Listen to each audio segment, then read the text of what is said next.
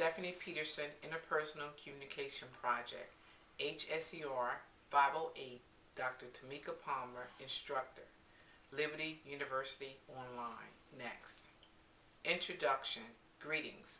My name is Stephanie Peterson, and this interpersonal communication project is for HSER 508 for Liberty University Online.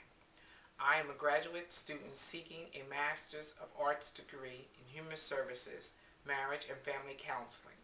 As a current human service provider, this course has been both beneficial and informative. Next.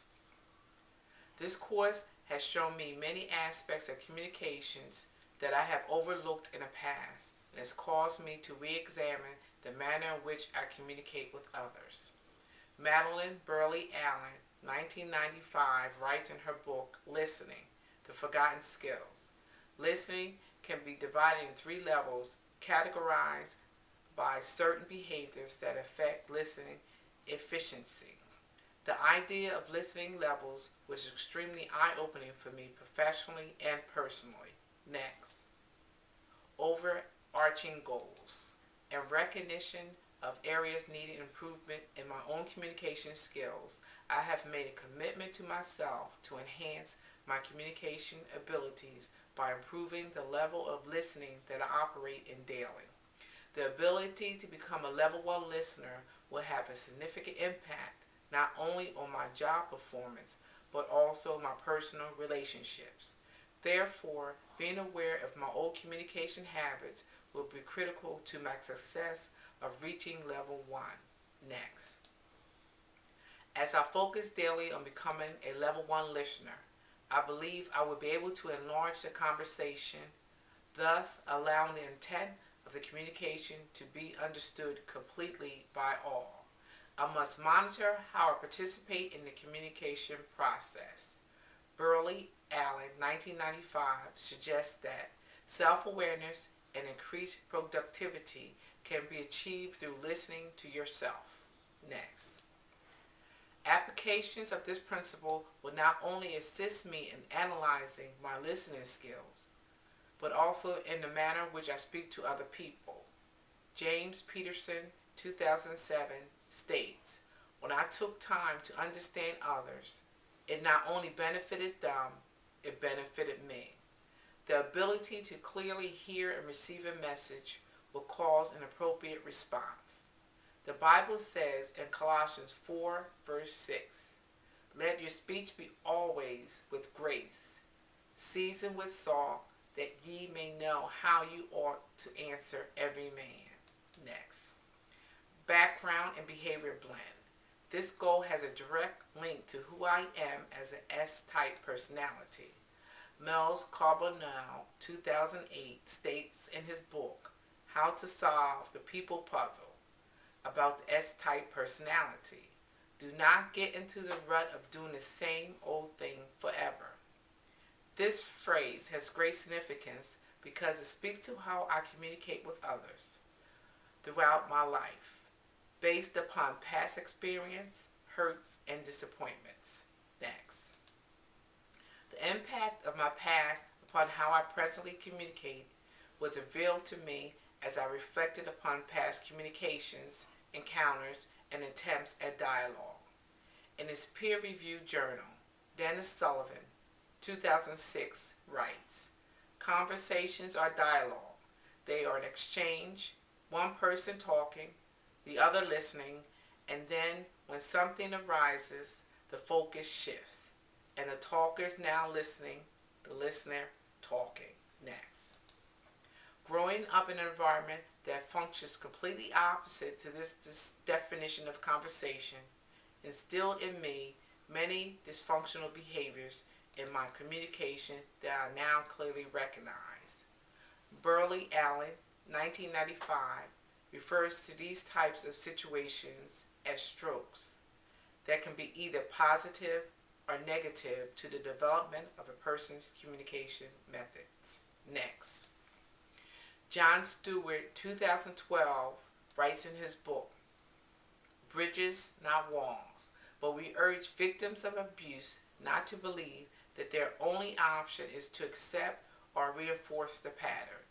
As I have recognized various strokes of my adolescent years, I have now been able to alter my utilization of many behaviors that I have formerly used as coping mechanisms.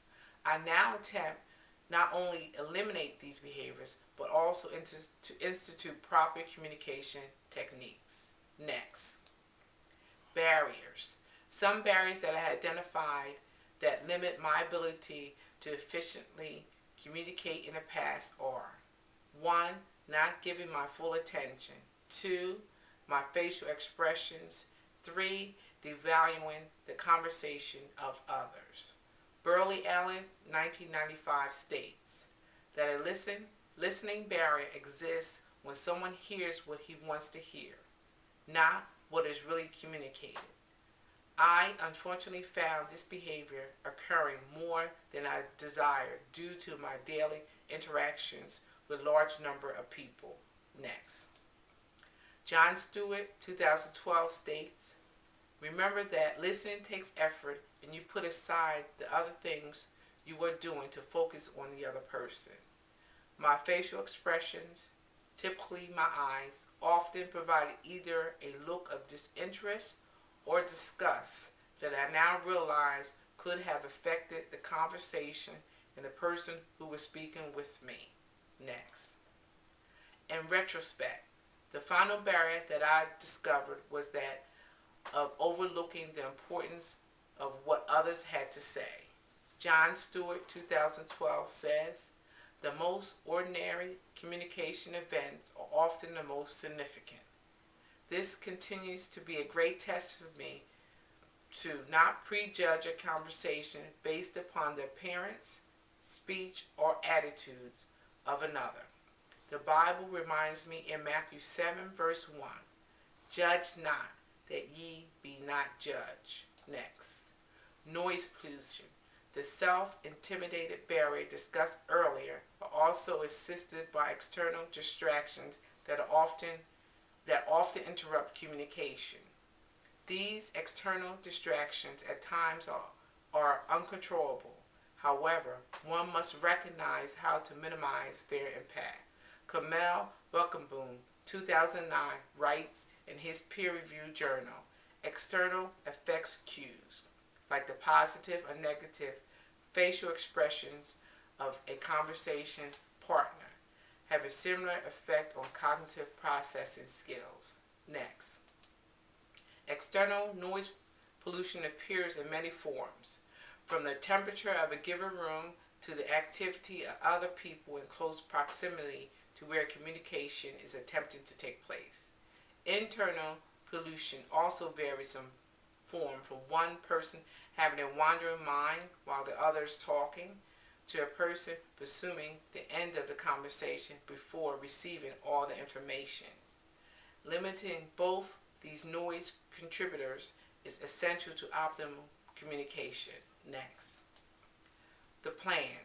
To become the level 1 listener that I desire to be, I must continue to closely monitor how I communicate with others.